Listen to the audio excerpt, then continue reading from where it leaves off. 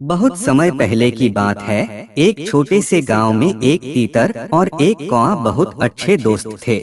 वे हमेशा साथ खेलते थे, एक साथ खाते पीते थे और अपनी बातें साझा करते थे। तीतर और कौआ की दोस्ती का अहम हिस्सा उनके साथीपन में था। वे एक दूसरे के दुख दर्द में सहानुभूति दिखाते थे और एक दूसरे के साथ खुशियों का साझा करते थे। एक दिन तीतर और कौआ गांव के किनारे के एक जंगल में घूमने चले गए। वहां वे एक बड़े वृक्ष के पास पहुंचे, जिस पर एक सुंदर सा घर बना हुआ था।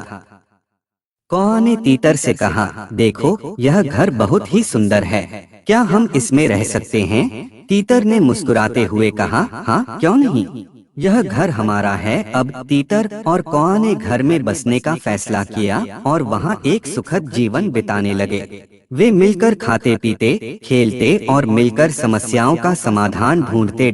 जीवन के साथीपन के साथ उनका सामंजस्य भी मजबूत था। वे एक दूसरे के साथ हर कदम पर थे, चाहे वो खुशियां हो या दुख।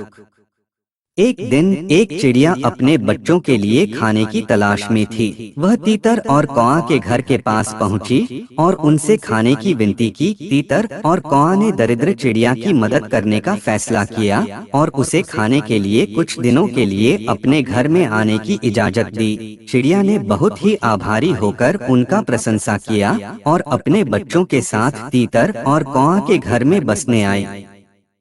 इसके बाद से तीतर और कौआ ने दुनिया के सभी प्राणियों के साथ अच्छे संबंध बनाए और उनके साथ अच्छे से रहने का संकल्प लिया। इस कहानी से हमें यह सीखने को मिलता है कि दोस्ती और मित्रता मानव जीवन के महत्वपूर्ण हिस्से हैं और हमें दूसरों की मदद करने में कभी भी हिचकिचाहट नहीं करनी चाहिए। अगर हम दूसरों की मदद करते हैं तो हम खुशियों से भरा जीवन जी सकते हैं।